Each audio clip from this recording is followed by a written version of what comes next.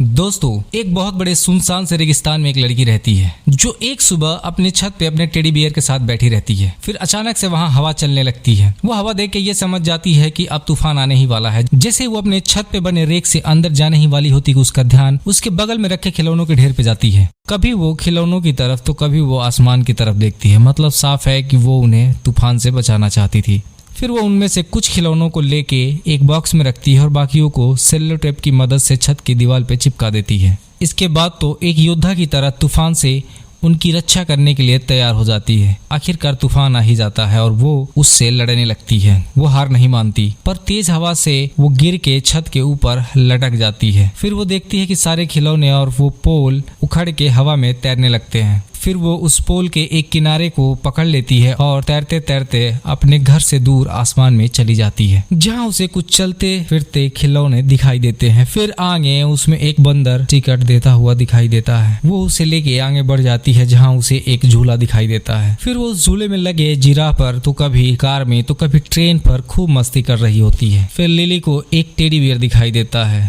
जो नीचे धरती पर उसके साथ होता है। वो लिली को गले लगाता है और कंधे पे बिठा के ले जाता है। आगे वो दोनों एक साथ कॉटन कैंडी खा रहे होते हैं। इसके बाद जैसे ही वो आगे बढ़ते हैं, लिली को कुछ हिलता हुआ दिखाई देता है, जिसे देख के वो डर जाती है। लेकिन लिली हिम्मत करके आगे बढ़ती है तो देखती है कि वो पोल जिससे वो ऊपर आई थी से लगा हुआ एक रस्सी हिल रहा है। फिर वो समझ जाती है कि अब यहाँ से जाने का उसका समय आ गया है। वो कभी टेडी बियर को तो कभी उन खिलौनों को और कभी लोहे के पोल को देखती रहती है। टेडी बियर यह देख के काफी उदास हो जाता है और समझ जाता है कि अब इसके यहाँ से जाने का वक्त हो गया है। और लिली सब कुछ छोड़ के पोल के पास आती है। लिली जैसे ही पोल के पास आती है, पोल अचानक से घूमते हुए नीचे चला जाता है और लिली भी उसके पीछे कूद जाती है और फिर वो आसमान से होते हुए धीरे धीरे नीचे जमीन पे रेगिस्तान में गिरती है। और वो उठ के जब देखती है तो उसे पता चलता है कि अब वो एक समुद्र के किनारे होती है। और फिर इस कहानी का अंत हो जाता है। तो दोस्तों, आपको ये कहानी कैसी लगी? अच्छी लगी तो वीडियो लाइक करें, चैनल को सब्सक्राइब करें और बेल आइकन को भी प्रेस कर दें। धन्यवाद।